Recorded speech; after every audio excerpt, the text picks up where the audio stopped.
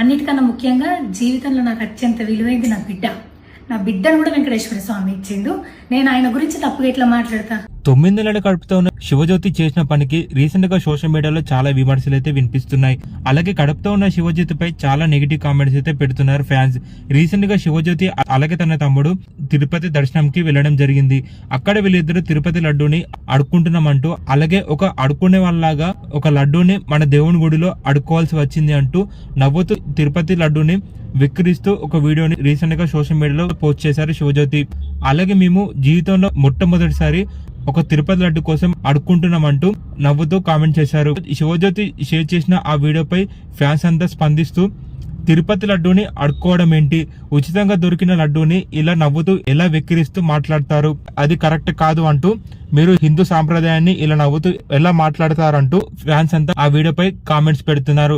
ఇక త్వరలో డెలివరీ అవుతున్న శివజ్యోతిపై ఫ్యాన్స్ అంతా మండిపడుతున్నారు. 8 నెలల కడుపుతో ఉన్న శివజ్యోతిపై ఇలా సోషల్ మీడియాలో చాలా ఫ్యాన్స్ అయితే నెగిటివ్ కామెంట్స్ అయితే పెడుతున్నారు. అలాగే శివజ్యోతి షేర్ చేసిన ఆ వీడియో ఇప్పుడు కాస్త సోషల్ మీడియాలో చాలా వైరల్ అయిపోయింది.